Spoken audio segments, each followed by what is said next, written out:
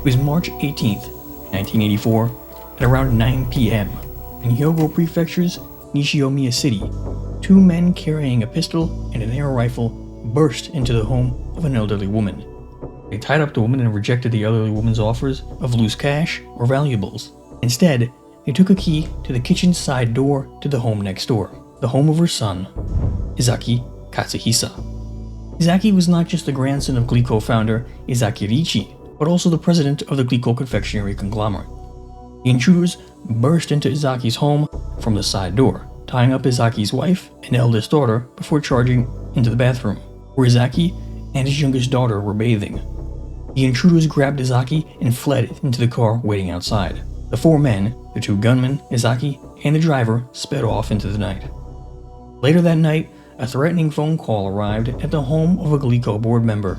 The man's voice on the other end demanded 1 billion yen and 100 kilograms in gold bars. They also told him the handover location and even requested President Ezaki Katsuhisa's chauffeur by name. In fact, they addressed the entire Glico board by their surnames, except for Ezaki, who they just called by his first name of Katsuhisa. With these new developments, the police force in Hyogo and Osaka realized that a major crime was unfolding, and they began to cooperate. They had a lot of information to chew on. The depth of knowledge that the kidnappers had of Glico and Ezaki was shocking. Even knowing where the spare key was, suggesting a deep, intimate knowledge with not just the Glico conglomerate, but also the Ezaki family itself. But there were many other very confusing elements about the crime as well. Why kidnap an adult rather than a child? From a criminal's perspective, kids are easier to grab, transport, and keep than a grown man, right? Even stranger, a 100 million yen bundle is about the size of a small child. The kidnappers demanded 10 of them, in addition to over 200 pounds of pure gold bars. A handover would be almost impossible for the kidnappers to escape from. For a group that had done so much homework, to pull off a flawless kidnapping like that, the endgame made no sense at all. These oddities resulted in some suggesting that perhaps the crime's motivation was not about money, perhaps a grudge against the company. The kidnappers then sent a recording of Glico President Ezaki's voice, requesting that the drop-off location be changed, but when the handover was set to occur, neither the victim nor the kidnappers ever appeared. Ezaki Katsuhisa, president of the Glico Corporation, had disappeared. Soon, the already growing media circus grew to a whole new level when Ezaki suddenly reappeared in Osaka, having fled from the flood management storehouse that he had been held at along the Aigawa River. He ran into the Osaka cargo terminal station, successfully evading his captors unharmed. He had little evidence to give to the police, save for the metal shavings found in his hair and a not very descriptive description of his kidnappers. Almost 2 weeks later, a threatening letter arrived at the home of the recently freed Ezaki. The letter demanded 60 million yen, and an eyedropper filled with hydrochloric acid was included to get the point across. Yet again, the police were left waiting at the time designated by the letter for the drop-off. It seems that the kidnappers had sussed out the police ambush. That same day, letters arrived at the offices of major newspapers in Japan. Sankei Shimbun and Mainichi Shimbun published the letters, morphing the Ezaki kidnapping incident into a very public extortion plot. This was the first, but not the last time that the criminals publicized their crimes in the newspaper. The group was ready and willing to burst into the public consciousness. What was notable about these letters, other than the taunting to police, was that they were written in Kansai Ben, the distinctive dialect of the Kansai region which Osaka and Hyogo partly comprised. And so the police were able to narrow themselves down to Kansai-based criminals.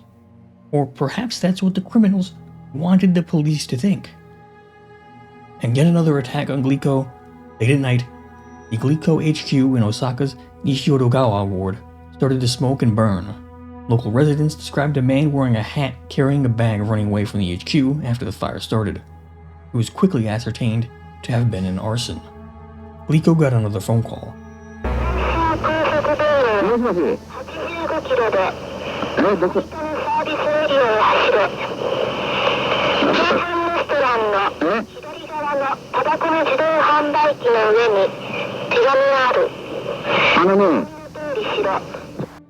The criminals demanded, this time, 120 million yen, with a handover date for the following day. This would prove to be the first, but not the last time, that the criminals used a recording of an unknown third party to convey instructions to their would-be victims. Later, they even used the voices of children to do their dirty work. Where these children and women are from is unknown. While the police surveilled the drop-off locations of a phone box in the Suite Rest area, yet again, no one arrived to pick up the cash. Do you want the money or not? In truth, that was another ploy. The same day as the planned handover, the group sent a second letter to the press, threatening Glico and laughing at the inept police. "We have put sodium cyanide in Glico's products." With the letter, the criminals claimed to have distributed poison candies all over Japan with Glico's packaging. While no poison candy was discovered at that time, the criminals made a far more important declaration. The group signed off their name as the Fiend with 21 Faces. The name was easily identified as coming from Edogawa Rampo's detective novel The Fiend with 20 Faces, featuring a villain who was a master thief. The term kaijin, or mysterious person, is sometimes translated as monster, but fiend is a better translation, and so the novel is translated with fiend rather than monster, which is why, rather than calling it the monster with 21 faces, which is how it's typically translated, I'm instead calling it the Fiend with 21 Faces. In the following month of May, a further letter arrived at Glico yet again. The Fiend with 21 Faces demanded 300 million yen. While this might have seemed like just business as usual for the group, this time, the Fiend with 21 Faces were coming to collect their money. The parking lot of a restaurant in Setsu was chosen by the Fiend with 21 Faces to be the handover location. The money was to be left in the trunk of a white Corolla left there by the company for the criminals to drive away in. However, the police were ready and waiting in an ambush. 30 members of the Special Investigation Team, basically a Japanese SWAT, would be laying in wait. One was even hiding in the trunk, which has a switch to turn off the car's engine remotely. June 2nd, just before 11 p.m. It was a quiet summer night in Setsu. At the restaurant parking lot, a man got into the white Corolla and drove off into the night without checking what was in the trunk. Everything was set. Everything was lined up. There was no way for whoever got into the car to escape from the police this time. The Fiend with 21 Faces was going down. Or so the police thought. There was issues with the radio for the agent in the trunk, meaning that he was unable to know when to stop the engine, so before the planned stop point, the agent flicked the switch. Regardless, the police sprung into action and captured the driver. In a matter of moments, the police realized that this man was not a criminal at all, but rather yet another victim of the Fiend with 21 Faces. 30 minutes prior to the man's arrival at the pickup point, he had been on a date with a coworker, driving in his car in nearby Nagagawa City, less than 3 kilometers away. However, when he stopped the car, 3 men suddenly attacked. They beat him into submission and separated the man from his girlfriend. 2 of the men drove with the man, and another drove away with the girl in his car. The 2 who took the innocent man threatened him and said that they could hurt the woman if they didn't get what they wanted. They instructed him to drive a car from the parking lot location of the restaurant to another location. Somehow, the criminal group managed to find and forcibly recruit a driver in under 30 minutes, right on time for the transfer. It was almost too perfect, like something you'd see out of a Hollywood film. After his arrest by the police, it was understood that the driver was likely a victim, probably given his wounds from the earlier beating. So he told the police where he was supposed to drive, and the police hurried there, spotting a suspicious car driving away from the parking lot. They chased the car, but the criminals lost their police tail. They had disappeared into thin air.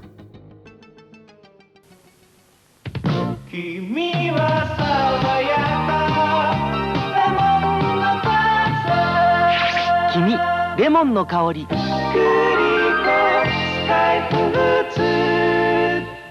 Towards the end of June, a further letter was sent to the newspapers. If we make kids cry, even we would be troubled. We shall forgive Ezaki Glico. We're going to Europe. We shall return next January.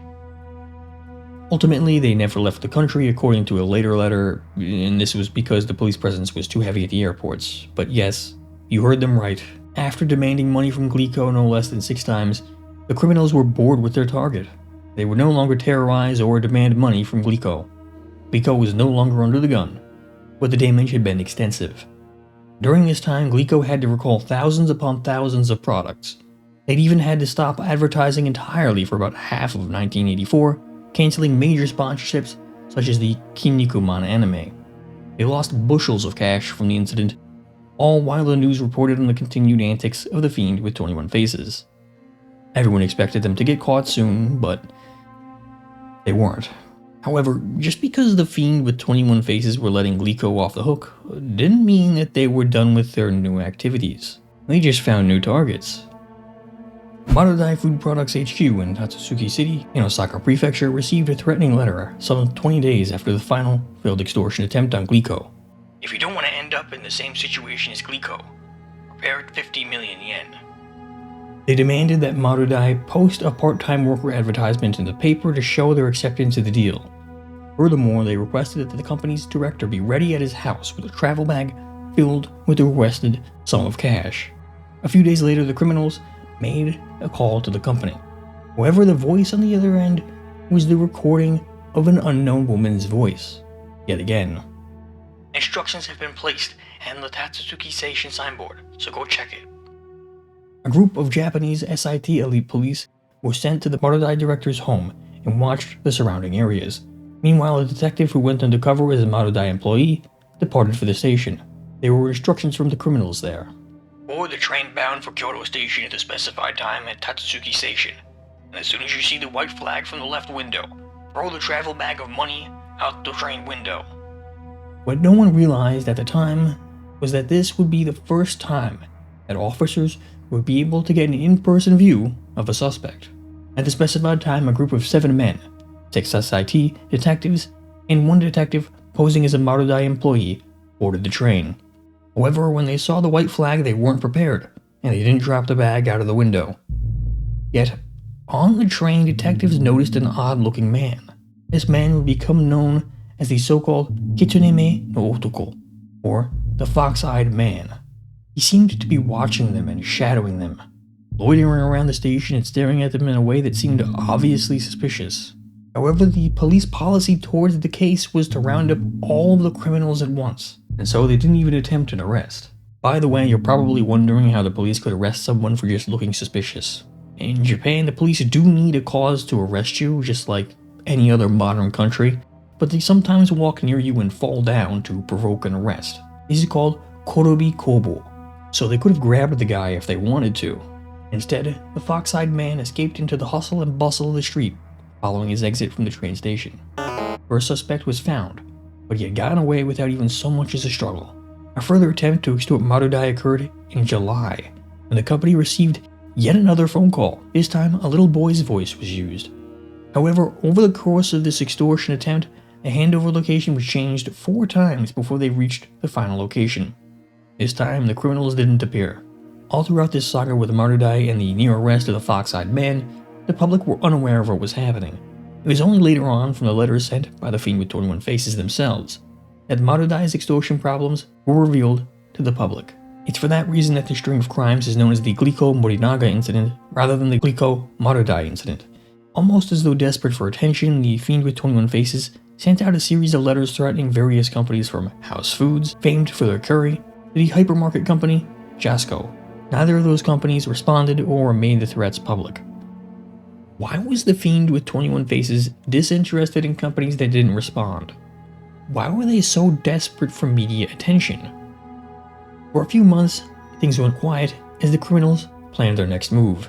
However, the sudden arrival of a threatening letter at the Kansai sales HQ for the Morinaga Confectionery Company marked the return of the Fiend with 21 Faces. Now Morinaga was the big whale that the group had set their sights on. They demanded 100 million yen and claimed that Glico had already paid them 600 million yen already. If you don't want to end up like Glico, hand over 100 million yen. If you do not follow our demands, we will put sodium cyanide in your products and place them in shops. A few days later, the company received a phone call from the Fiend with 21 Faces. They used a recording of a child again. This recording played 5 times before they hung up.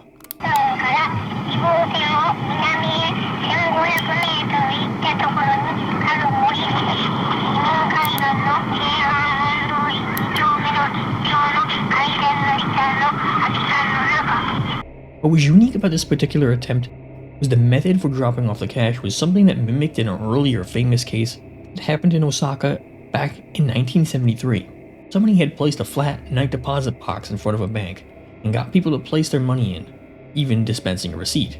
The only problem? It was fake. Essentially, it was a pre-digital credit card skimmer. The design had been copied numerous times and was used in crimes as recently as 2006, believe it or not.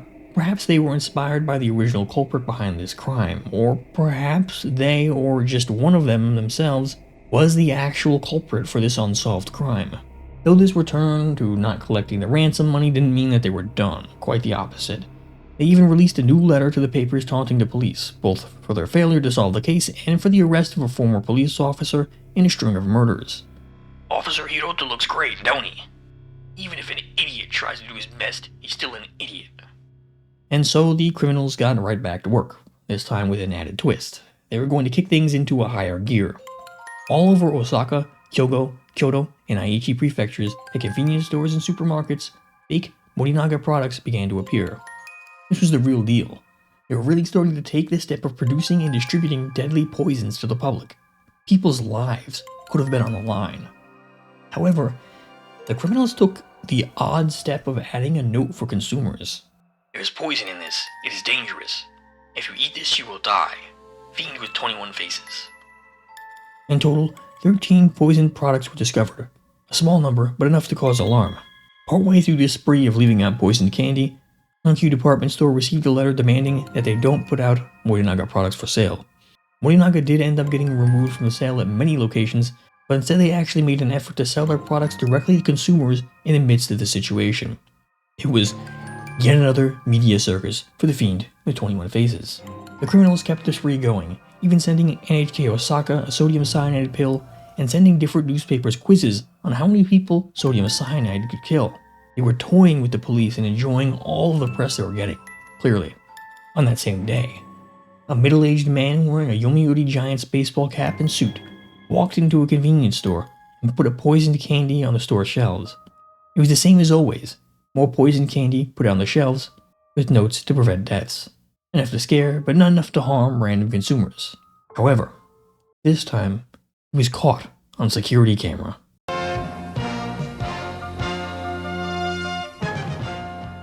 Things went quiet real soon after police released footage of the culprit. Maybe not the kind of publicity that the Fiend with 21 faces wanted. Now is about the time you're probably starting to notice that the Fiend with 21 faces never actually got the money. What kind of idiot criminals do you have to be to do the same wildly drawn out thing over and over and over again without ever being successful even once? Why keep putting yourself at risk for no reward? Why target a company and then just give up after terrorizing them for a few months? What's the one thing that the criminals sought time and time again? It seems like media attention. What would media attention about threats to poison candy and putting them on store shelves do to stock prices? It would cause them to collapse. In fact, Japan was a country primed for fears over poisonings. It was the perfect way to cause a panic among the public. In 1977, an unknown figure began putting sodium cyanide, the same compound used in the poison candy put out by the Fiend with 21 faces, in bottles of Coca-Cola. Over the course of 1 month, 3 people were killed and the poisoner was never caught. Actually, in 1985, while the Fiend with 21 faces was still active, an unknown individual used the herbicide paraquat to poison soft drinks, killing 13. They were also never caught. So you can see, using poisonings as a threat was the perfect method of attack to provoke a stock price scare. Now regarding stock prices, in Japan, men who worked to extort money from major companies in exchange for keeping their stockholder meetings in order are known as sokaya, and have been active since the 1930s. In the post-war era, these extortion attempts began to become the financial backbone of some parts of the Japanese underworld, most notably the modern-day Sumiyoshi Kai, and included noted figures like World War II vet turned gangster Manen Toichi. By the late 70s, these groups were flourishing and had some 8,000 men in the business total. However, reforms in 1978 and subsequently in 1981 began to crack down on the sokaya, leading to their numbers collapsing to just under 2,000 active figures. Nowadays, there's only an estimated 150 sokaya in Japan total. By inflicting massive damages to companies, you could manipulate stock prices to collapse, thus profiting massively when you short-sold the stocks. But then again, from time to time, they did appear to make attempts to actually get the cash. The first when they threatened the man to drive the car for them, and then the second with the fox-eyed man appearing. There would be other situations later on that would seem to make it like they were trying to get the money as well, so the stock price manipulation theory isn't necessarily an airtight argument. Yet again, Marudai was only extorted twice, and seems like it stopped because of a lack of media attention. Interesting food for thought.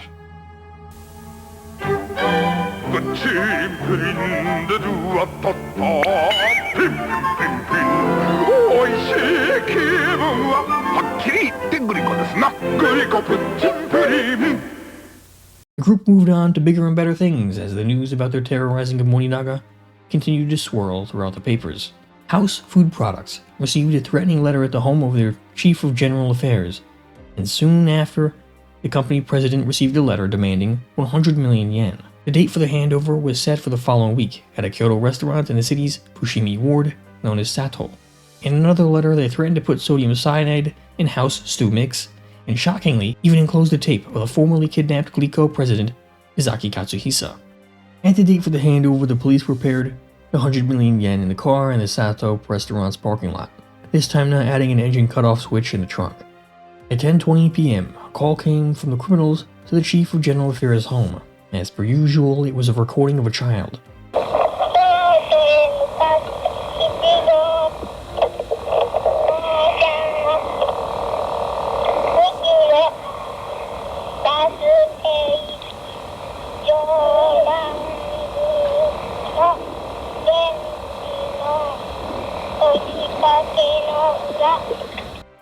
It was a further series of location changes, but ultimately the final location was chosen as the handicapped parking for the Otsu City service area, just off the Meishin Expressway.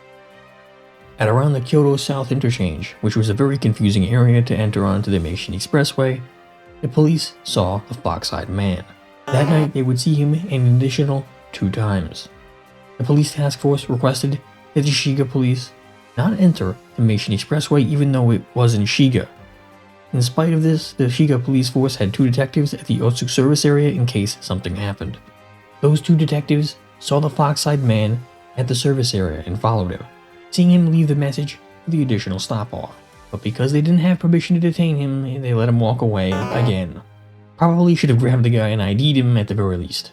The fox-eyed man would show up again when the car carrying the payment for the police arrived at the Otsu service area. Once again, the police let him get away. At the Otsu service area, they received additional instructions to head to the Kusatsu parking area. At the Kusatsu parking area, they received yet another set of instructions. Head towards Nagoya. When you see the white cloth, go see the instructions in the can underneath the white cloth. So they drove down the expressway and looked for the cloth, stopping when they saw it. Records indicated that they put the cloth up in the time between 10:50 p.m. and 11:18 p.m. Underneath the raised roadway that the cloth had been put up on, it was a small local road. This is when things go horribly wrong. A local Shiga prefectural officer was patrolling in his car on that local road and saw a white van idling underneath the bridge. He approached the van with his flashlight. He saw a man in the driver's seat. The van immediately took off, speeding down the road, with the cop failing to catch up with him. Unknowingly, the police officer had scared off the criminals, waiting for the handoff. The officer later took responsibility and resigned, but there was a growing level of criticism for the Shiga police in general, in particular, the police chief Yamamoto Shoji. Yamamoto was one of the few men who was a non-career, that is to say, someone who worked their way up from an entry position to the top, and not a career bureaucrat who had been set up there for fast career growth. Yamamoto even went as far to claim that the failure to catch the criminal was on him and not on the officer who had resigned.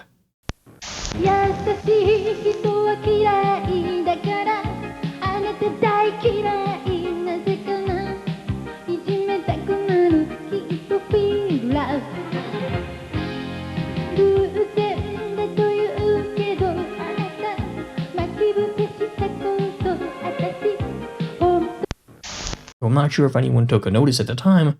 The officer did give a description. The driver of the van was a middle-aged man in a sweater with a punch perm and a Yomiuri Giants baseball cap. Yes, This was the very same man from the video.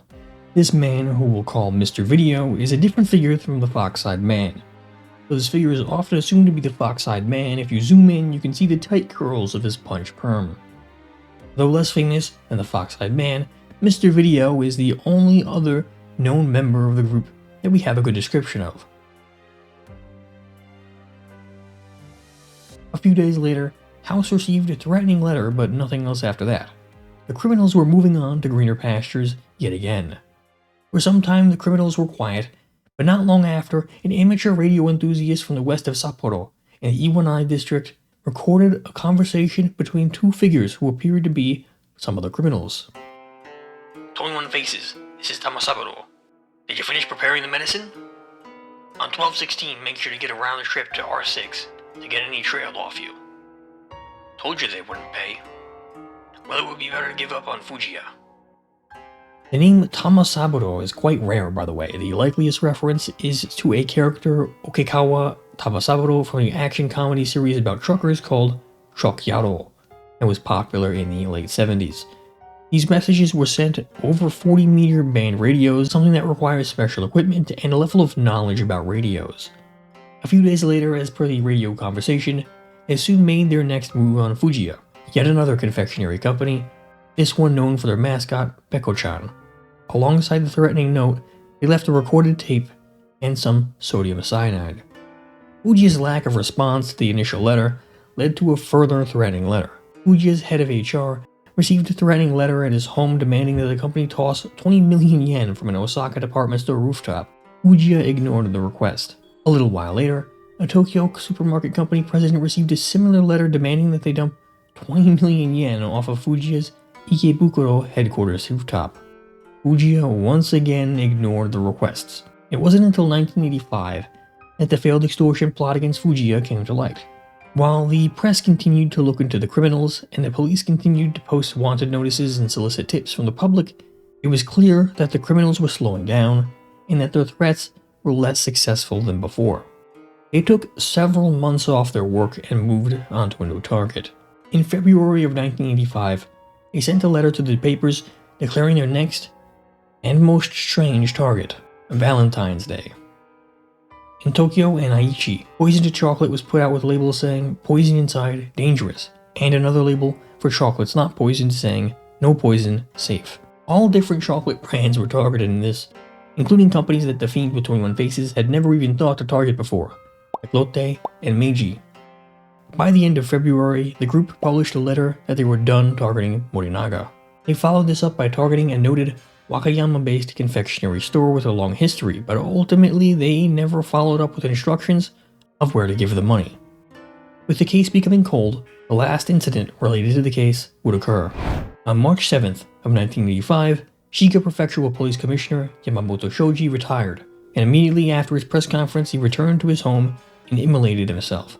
While it was never confirmed, it was believed that the mess up with the capture of the man with the van was the reason for Yamamoto's extreme actions. Several days later, the last piece of correspondence from the Fiend with 21 Faces was published, as a gift of condolence to Yamamoto.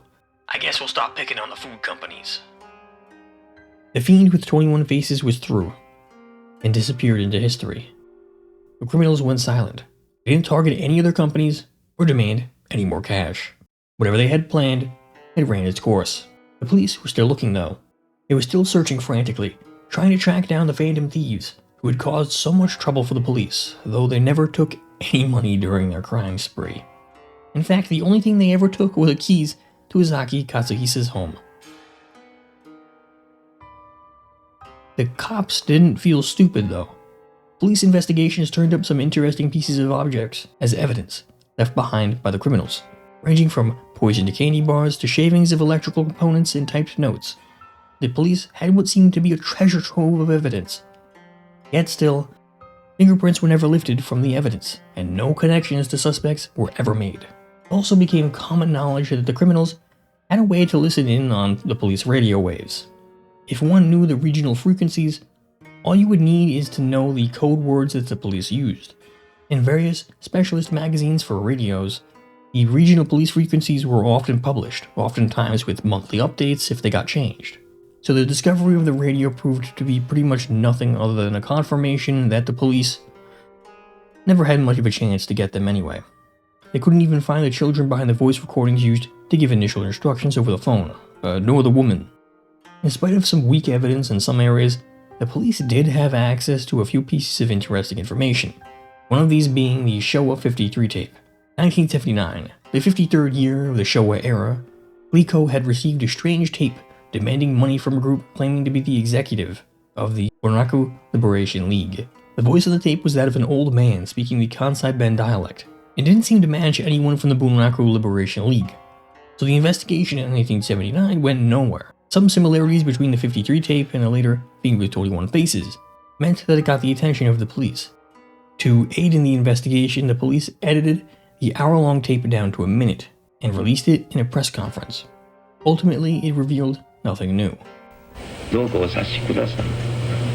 我々の人の書をさせてもらって、渡航された方から金額の1割5分の謝礼をもらって請求を立てております。 As the trail began to cool and the statute of limitations approached, theorizing about the potential leads began to take place.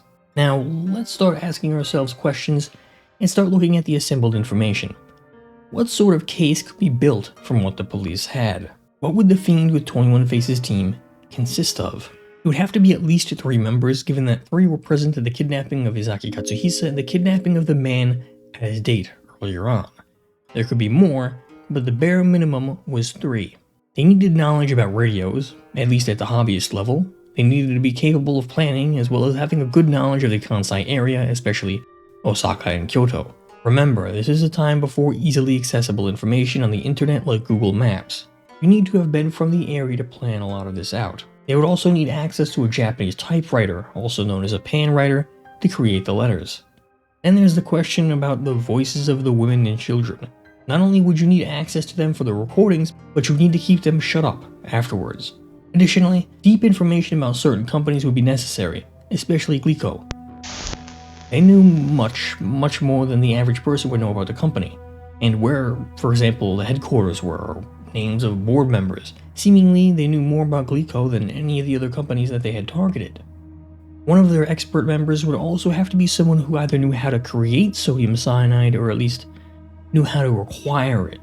The profile doesn't suggest serial idiots who were incapable of grabbing cash, rather highly motivated, meticulous planners who were engaging in extortion for a reason not immediately obvious. A crew like this simply wouldn't spend their time on something that failed them that many times. So, what are the overall witness details for the Fiend with 21 Faces? Glico President Ezaki Katsuhisa described the following men. Man A, 160 centimeters tall, 35 or 36 years old, medium build. When their eyes met, he looked like Kawatani Takuzo. Low nose, wore white ski mask, black looking sports shoes, white gloves, had a pistol. Man B, 170 centimeters tall, early 40s, spoke with a suppressed, low voice, wore a ski mask, white gloves, blackish jacket, black shoes, and had an air rifle. The driver, aka Man C, around 20 years old, around 165 centimeters tall, face red with acne, black ski mask, Kochi accent. This brings us back to the matter of the driver in the initial case. The driver, aka Man C, was young and pimply. Neither Mr. Video, who we know is a good driver since he evaded the police in the police chase before, nor the fox-eyed man could ever be considered a young, pimply individual. Since we know nothing else about Man C, we'll just call him Mr. Pimple. Man A was likely the fox-eyed man, given that Kawatani Takuzo had what Japanese people would call fox eyes. However, his height is very wrong from the estimation given by police who had seen him. This is perhaps understandable given that Ezaki Katsuhisa was their prisoner and not free to observe them. Man B was potentially Mr. Video, as his height estimation was the exact same as the other 2 people. The witness statements from the man and the woman who were attacked on the date give us almost nothing to work with, unfortunately. One of the strangest and least well-known suspects is someone known as the Montage Woman, who was identified as having sent threatening letters from Nagoya post office. She was never identified, but it was likely that her voice was used on the recording sent to threaten Marudai. If she was a willing participant or not is unknown.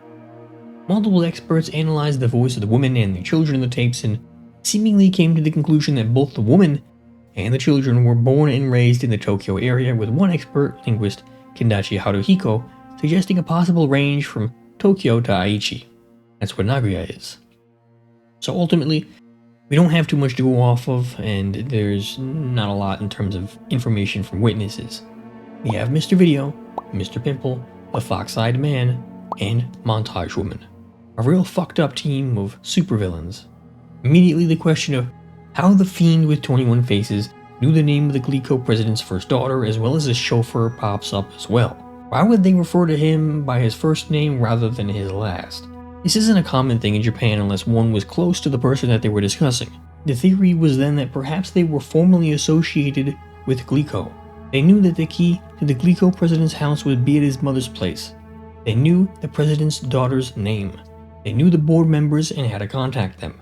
They referred to Ezaki Katsuhisa as just Katsuhisa rather than Ezaki. The 53 tape is similar to this, showing a direct grudge towards Glico. The 53 tape also mentions the Bunraku Liberation League, a controversial organization whose stated goal was to help Japan's Burakumin class, though some of their leaders have been known to use their influence to extort businesses. Burakumin are people who were tied into businesses that were historically considered wrong in Buddhism, such as leatherworking, executions, and so on. Just by the way, one of the tapes of the kids was analyzed and seemed to have the sounds of leatherworking equipment going on in the background. This suggested some sort of tie-in between someone in the Burakumin community and the crime. However, when you looked into it, writer Miyazaki Manabu was forced to stop his inquiry by the Burakumin community. Miyazaki is just one of the many individuals who was looking into the Glico-Morinaga Incident more thoroughly. While it was ongoing, Miyazaki reported in Shukan Gendai that if the criminals played their cards right, that they could make an incredible amount of money by gaming the stock market. In fact, Miyazaki Manabu shows up often in this case, because he's also a suspect. Not only did Miyazaki Manabu look like the Fox-Eyed Man, he was about the right height and had access to a pen writer, the same model, and had the same paper used in the letters. Miyazaki also had a very long rap sheet. Miyazaki had shown promise in academics, but ultimately decided up with joining the Japanese Communist Party while also consorting with the Yakuza, making him one of the few left-wing Yakuza figures. He very quickly got involved in the violent and radical world of student politics in the 1960s, becoming a leader of the JCP's secret guerrilla group formed to combat the various new left groups on campuses, known as the Akatsuki Kodo Tai, or Daybreak Mobilization Corps. Ultimately, Miyazaki ended up being expelled from the JCP for planning a boycott of the Waseda College graduation ceremonies in 1969. Without achieving anything academically, he went into becoming a journalist. He inherited the family scrap business in 1975 and continued to work that until he was arrested for attempting to extort a construction business. By 1980, he was out of jail, but he had lost his business, and he had something like 2.5 billion yen in debt. He was investigated by the police for an alibi, given how similar the Fox-Eyed Man and Miyazaki looked, and his past. However, it appeared that he had an alibi, putting him at a union meeting at the University of Tokyo when the Fox-Eyed Man was spotted. I contend, allegedly, he could have taken the plane into Osaka from Tokyo, get witnessed, and then returned to Tokyo the same night. It would require a lot of movement and perhaps even a private plane, but with a group like this, it could have been possible that they did something like that to create an alibi. In spite of this alibi, Miyazaki remains a prime suspect for the Fox-Eyed Man. However, a detective who saw the Fox-Eyed Man twice contended that he wasn't Miyazaki. There were other suspects for the Fox-Eyed Man. One of them is a man named Tsunami Masamichi. He lived in Hyogo during the events and was purportedly involved in criminal affairs. But most of this information comes from old blogs set up by people who clearly hate him. He smells like he doesn't bathe, just like a homeless person. So the information they offer up is pretty much outright slander, in spite of the fact that he does sort of look like the Fox-Eyed Man. And there is another, perhaps more terrifying prospect, however. Tsukioka Yasutoshi is a man from Hyogo in the Kansai region who had been arrested for attempting extortion of a business in the early 2000s. In addition to his similar appearance to the Fox-Eyed Man and his criminal record, his sister is also a serial killer. No, I'm not joking, this is where things get very weird and actually rather scary. Sumida Miyako was the den mother of a murderous family that would collect and abuse groups of families that crossed their paths. When she was uncovered by the police, Sumida took her own life in police custody. If you compare a young photo of her to the montage woman, there was a strong resemblance. However, she was born and raised in the Kansai region, which means that it was unlikely that it was her voice on the tape. The same could be said about the man from the 53 tape. The man on the tape was so clearly much older than the suspects for the organization. In 1979, the same year that the 53 tape was delivered to Glico, a former Yakuza boss had attempted to extort 500 million yen from Glico, supposedly. Though he was involved in sketchy deals in Ginza, they were reportedly able to trace stolen funds to his account. Nothing was ever proven, though.